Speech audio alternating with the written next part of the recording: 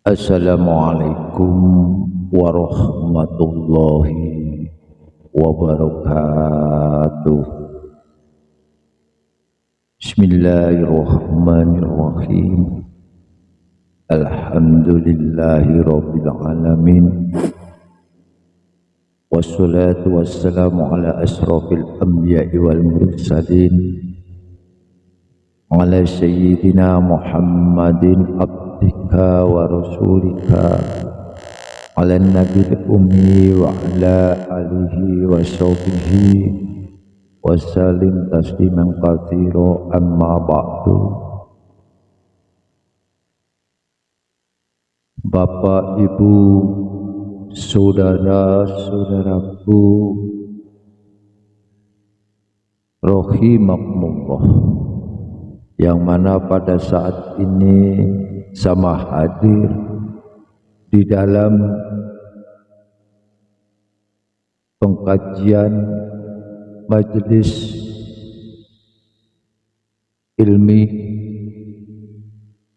Mudah-mudahan dengan niatan kita semua selalu diridhoi Allah Subhanahu wa ta'ala dan selalu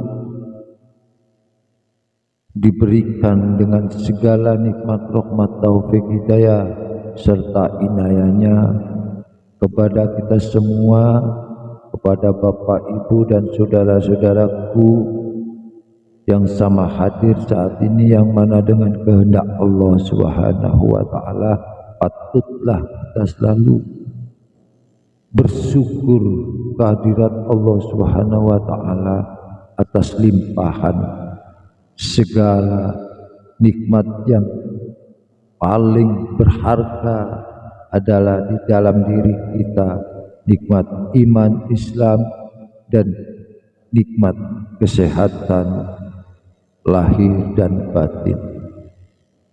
Bapak, Ibu, saudara-saudaraku yang seiman, semuslim, juga saudara-saudaraku yang di luar sana yang kami hormati,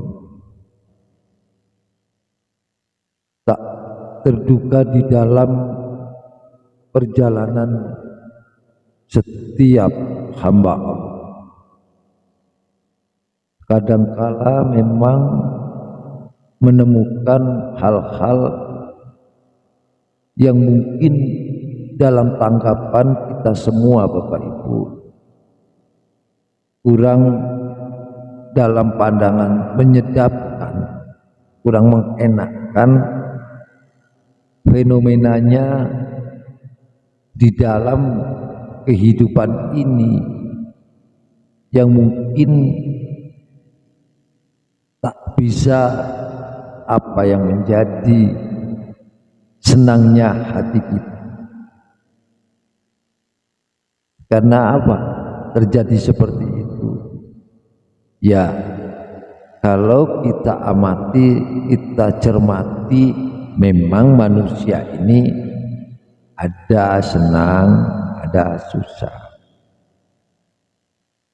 Ada kalanya kita lagi enjoy, relax, bahasanya bisa begitu gembira, kadang terjadi kesedihan. Juga yang secara amalia dohir kadang kala menjadi enak, nyaman dan baik, kadang kala juga menjadi kurang nyaman dan kurang baik. Apalagi, maaf Bapak Ibu ya, di dalam siklus permasalahan yang batiniah ini pun juga terjadi sering, kadangkala nyaman, kadangkala ya kurang nyaman. Memang seperti itulah. Kenapa kita selalu istilahnya sama-sama ngaji bareng ini, untuk selalu mengkaji diri.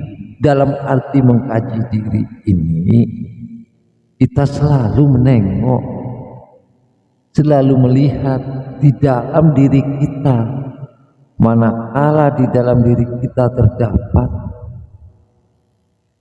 salah satu wujud daripada lintasan-lintasan yang membuat di dalam hati kita kadang-kala menjadi kurang pas atau dalam kinerjanya menerima transferan daripada yang secara bisikan-bisikan kita yang kita kadang-kala mengikuti, ternyata juga bisa menuju kepada yang baik, juga kadang-kala menuju kepada yang salah. Kalau kita melakukan hal yang terbaik, mungkin nilainya juga baik, tapi kadang-kala kalau salah atau terjerumus di dalam suatu kemaksiatan, ini pun membuat diri kita kadang-kala tak memikirkan. Kita enjoy walaupun salah, ya udah terjang aja. Nah, inilah yang maksud Mbak Geng mengajak ngaji bersama ini adalah untuk mengkaji diri, biar kita kualitas dan kuantitas diri kita ini benar-benar menjadi hamba Allah yang selalu bisa menjalankan sebagai tugas-tugasnya sebagai manusia yang sempurna. Ini harapannya Allah. Tapi karena kita terhalang dengan tipu dayanya lawan-lawan kita yang kita tidak kadang-kala menyadari bahwa di situ ada yang sangat mengganggu di dalam diri kita, itu pun kita jarang untuk mengkajinya atau untuk mencermatinya. Akhirnya segolongan jin atau segolongan syaitan atau iblis itu selalu mengajak kita ke arah-arah yang tidak baik. Mungkinkah kita akan membiarkannya? Atau sebaliknya kita harus berusaha, bermujahadah, beriadah, selalu menekan, selalu membentengi diri kita dengan cara-cara supaya kita terselamat dari godaan-godaan. Inilah Bapak Ibu, memang kenapa Mbak Geng selalu mengajak, bukan dalam arti Mbak Geng ini adalah sudah hatinya bersindah, sama Bapak, Ibu dan saudara-saudaraku yang mungkin di luar sana sama. Mbak Geng pun menghadapi tiap hari, tiap detik demi detik, selalu berhadapan dengan apa yang lintasan di dalam hati kecil ini. Mungkinkah terjerumus di dalam yang baik atau bermuamalah terjerumus di dalam yang salah? Dari hal inilah mungkin kita sering melihat di antara sekeliling kita, sesama dikala kita berinteraksi atau miskomunikasi dengan sesama, tapi di situ muncul yang mungkin kita diajarkan, diberitahukan oleh Allah dari sifat-sifat yang kurang baik itu. Disitulah kata Allah telah dituangkan di dalam kitab suci Al-Quran. Allah sodorkan dengan jelas dan tegas supaya hamba-hamba Allah ini selalu mempercayai dengan kalam-kalam Allah. Maka Allah pun berfirman, Qala ta'ala fi kitabil karim, A'udzu billahi minasy syaithanir rajim.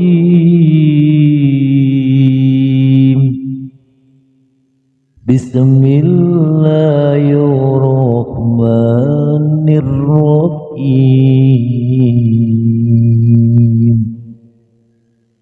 Qallabal rana ala qulubihim ma kanu yaktibun. Kata Allah, sekali-kali tidak demikian sebenarnya apa yang selalu mereka usahakan itu bisa menutupi hati mereka. Contoh dah kita ambil ya dari kenapa Allah menyodorkan ayat ini. Mungkin di dalam diri kita sebagai hamba Allah, sebagai manusia yang sosial, di dalam kita berinteraksi sesama manusia, kadang-kala kan tadi bisa dilihat atau kita pernah melihat di antara seseorang dalam tingkah perilakunya, ternyata seperti ayat tadi yang telah disodorkan oleh Allah, bahwa hakikatnya perbuatan orang itu atau usahanya orang itu, kinerjanya orang itu yang kita mungkin sering bisa melihat ataupun kepada diri kita sendiri, itu bisa menutupi hati kita sendiri. Contoh yaitu di dalam kita sering melakukan suatu kesalahan atau kemaksiatan. Disinilah puncaknya. Maka hati itu pun sebenarnya tak pernah kunjung sadar. Kita tak terasa terdampar dalam suatu kemaksiatan yang mana kita tak menyadari bahwa lintasan yang mengacu membawa ke titik noda hitam pada hati kita ini. Contoh aja dah kita ambil ya Bapak Ibu, saudara-saudaraku, kadangkala kita di diri kita berprasangka buruk kepada sesama. Ini suatu contoh, termasuk kategori maksiat batin ini, ya. Ataupun juga merasa bangga diri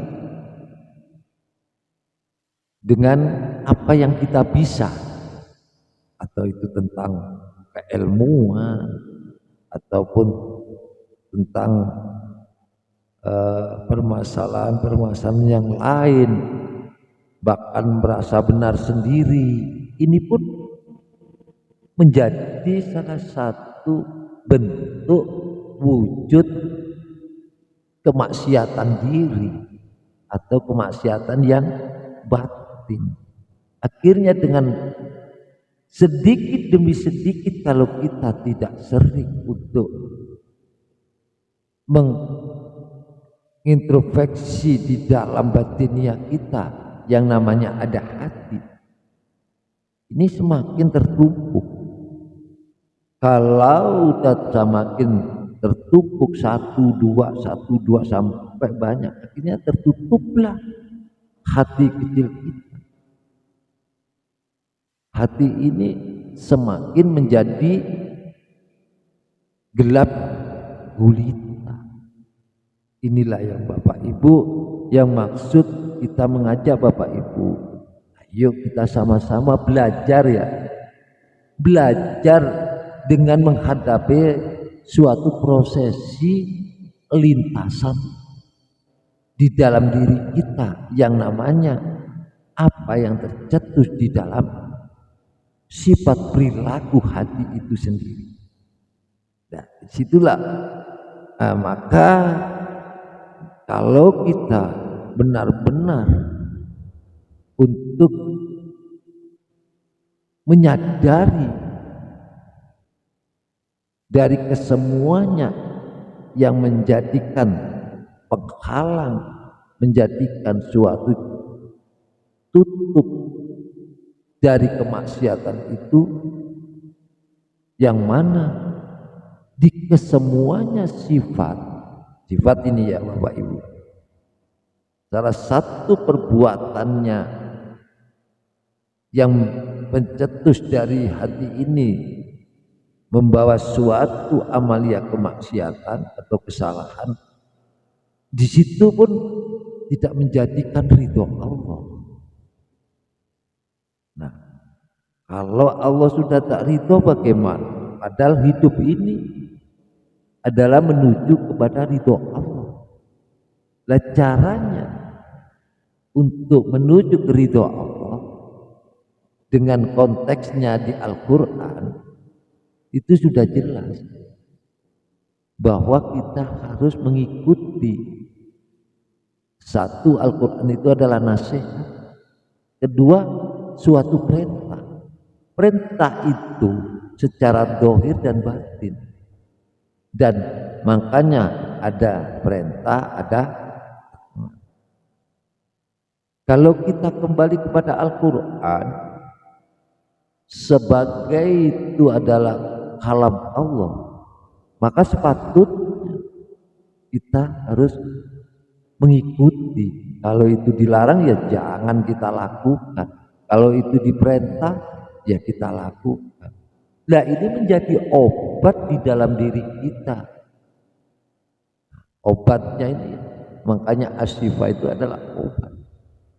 Disitulah Bapak Ibu akhirnya segala lintasan yang ada di diri kita, di hati kita, bila mana kita ini sering melakukan kesalahan ataupun suatu bentuk kemaksiatan yang zahir dan batin sangat fatal, akhirnya qalbu ini, hati ini tertutup dengan kesalahan dan kemaksiatan itu, yang akhirnya tidak bisa nur qalbi ini atau cahaya hati ini bersinar. Karena banyak yang menutupi dari kesalahan dan kemaksiatan ini. Kalau kita tidak cepat-cepat untuk bertindak, untuk mengoreksi dan mengevaluasi di dalam kajian diri, ya kita akan terjerumus di dalam kegelapan hati. Disitulah Bapak Ibu kami mengharap kesemuanya saudara-saudaraku yang hadir ini benar-benar ayo kita belajar mengkaji diri. Yang maksudnya mengkaji diri itu menunjukkan kepribadian kita, sikap kita,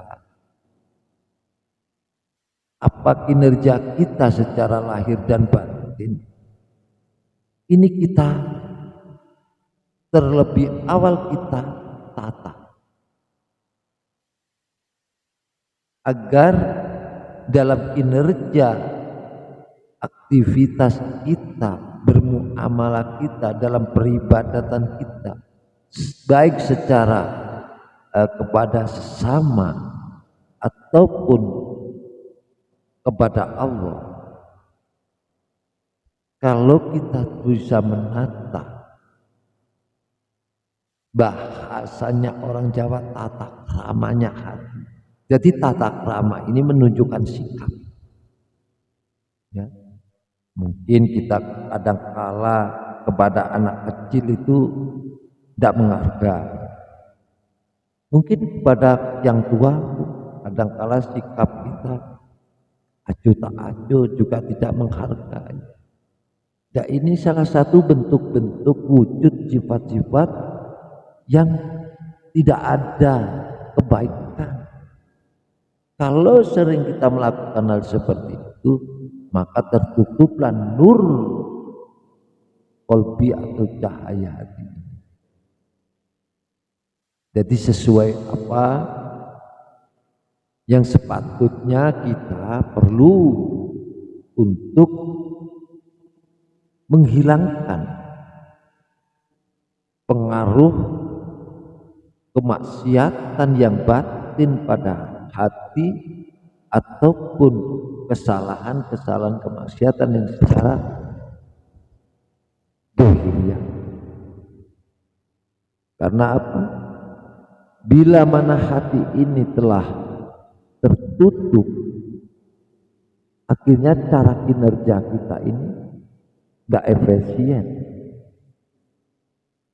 tidak bisa menemukan suatu hasil yang positif. Contoh dah, kalau kita lagi bingung ada masalah ya, ataupun di dalam urusan kerjaan atau yang lain di keluarga, pasti sikap kita, perilaku kita, cara berpikir kita ini sangat semua itu macam serba salah.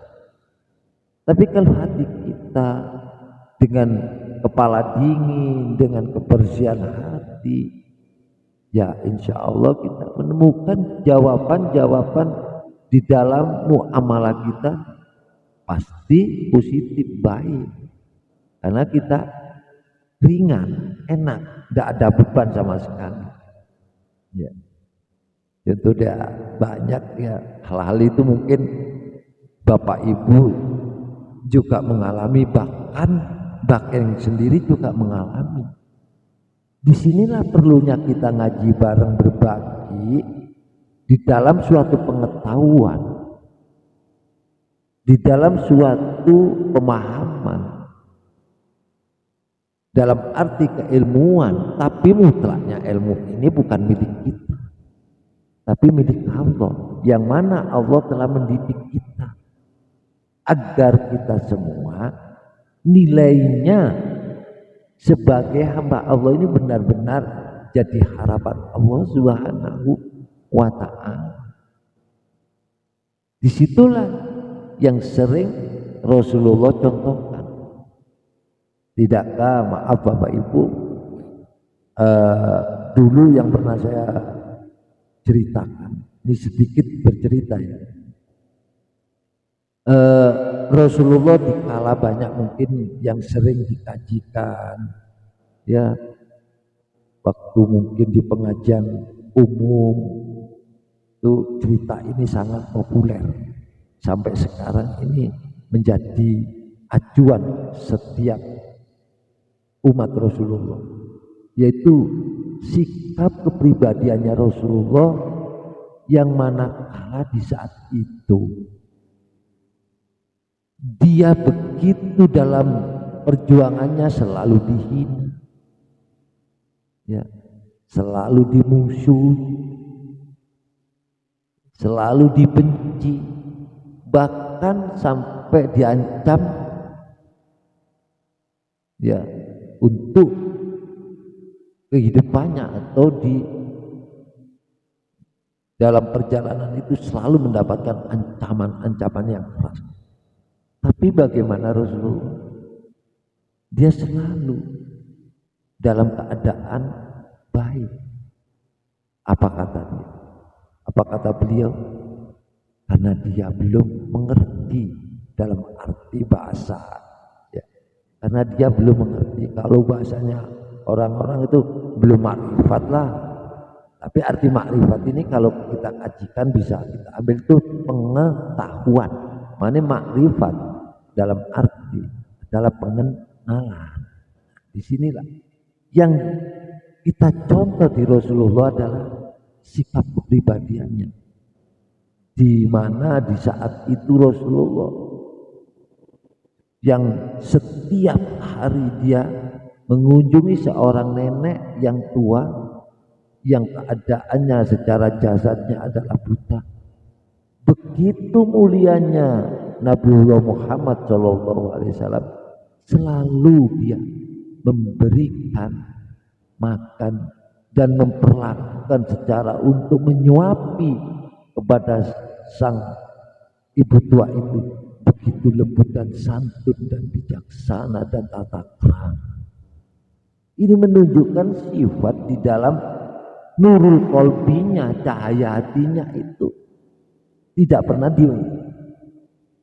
ditumpukin dengan suatu kesalahan dan kemaksiatan, selalu dikikis, selalu diistighfari, selalu mendekatkan diri kepada Allah. Makanya di situ si orang tua itu merasa damai hatinya, merasa tenang seperti anaknya sendiri. Tapi di suatu saat yang dulu pernah saya sampaikan itu ya, saya kaji ulang ya. Rasulullah saat itu ada suatu uzur, akhirnya digantikan oleh sahabat terdekatnya itu Sayyidina Abu Bakar. Setelah Sayyidina Abu Bakar As-Siddiq yang menjalankan pengganti dari Rasulullah, akhirnya apa yang terjadi kronologisnya? Si ibu yang buta itu, yang tua itu, dia terkejut. Tuh, umpama ini ngomong, kok tidak sama pelayanannya seperti yang biasa-biasa hari? Ya, di situ akhirnya timbulnya. Akhirnya gimana? Sayyidina Abu Bakar As-Siddiq mengatakan, iya ibu, yang biasanya menyuapi ibu, ini hari ada uzur, makanya saya penggantinya. Pantesan tidak sama. Itu sangat mulia, itu seperti anak saya sendiri. Saya di hati saya begitu, kata si ibu tua itu ya. Dia sangat santun, dia sangat lemah lembut, dia sangat mencurahkan kasih sayang, dia sangat menghormati kepada orang tua. Iya ibu. Dan saya mau tanya, siapakah itu? Ya akhirnya, padahal si ibu itu kan sering tidak suka atau sering mengatakan kepada Rasulullah, tapi Rasulullah membalas dengan tidak baik. Enggak, dia selalu dengan cara kebaikan. Akhirnya tanya kepada sahabat Abu Bakar, iya ibu, itu yang namanya yang sering ibu, bahwa ibu menaruh kebencian kepadanya, itulah Nabiullah Muhammad Rasulullah. Dia langsung terkejut, betapa mulianya. Dia langsung merasa punya salah besar kepada Rasulullah, si ibu tua itu. Karena apa? Selama ini yang merawat dia, yang mengasihi dia, yang menjadikan, yang menyuapi dia adalah baginda Rasulullah. Betapa malu sih ibu tua itu.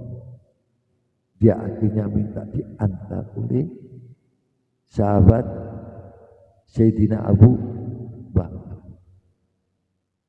Disitulah betapa mulia sifat-sifat yang baik, karena Rasulullah yang patut kita contoh adalah tidak berani melakukan kemaksiatan atau kesalahan zahir dan batin, karena disitulah yang tidak menjadi ridho Allah. Bapak Ibu, kita ambil pelajaran itu agar kita bisa benar-benar membuat diri kita bisa menjadi baik sesuai apa di situ hadis Rasulullah disampaikan. Qala Rasulullah sallallahu alaihi wasallam, innal abda idza doa qatinatai nukitat fi qalbihi. Sesungguhnya hamba apabila melakukan suatu kesalahan, maka dititikkan dalam hatinya sebuah titik yang hitam. Nah, ini salah satu bentuk kalau kita membuat suatu kesalahan atau kemaksiatan, ini berarti di hati kita ada noda hitam satu titik, tambah titik, semakin menjadi mendung, menjadi gelap, kita akhirnya menjadi kurang nyawa di dalam kinerja hidup kita. Akhirnya kita tidak bisa menerjemahkan hidup ini dengan baik, mana yang benar dan mana yang salah. Demikian Bapak Ibu, saudara-saudaraku yang dimuliakan Allah dan dirahmati Allah, apa yang bisa Bakin paparkan saat ini dalam pengajian bersama-sama ini, mudah-mudahan selalu mendapatkan ridha Allah Subhanahu wa taala dan menjadikan tambahan ilmu, pengetahuan, wawasan untuk diri kita semua yang bermanfaat kepada diri kita semua. Sekali lagi kami mohon maaf bila ada tutur kata penyampaian batin yang kurang pas, kurang yang berkenan di hati Bapak Ibu. Wajarlah kita sebagai hamba Allah banyak kekurangan, makanya kita yang sebaik manusia adalah selalu memberikan maaf kepada sesama. Disitulah letak Bapak Ibu, bila ini benar datangnya dari Allah, bila ada suatu kekurangan atau kesalahan adalah ini masih kurangnya, kotornya diri bagian pribadi. Inilah yang aku maksud, bagian maksud, mudah-mudahan kita selalu diberi petunjuk oleh Allah Subhanahu wa taala. Demikian kurang lebihnya, akhiru kalam ihdinas siratal mustaqim wa bil taufiq wal hidayah. Wassalamualaikum warahmatullahi wabarakatuh. Iki padepokan budaya luhur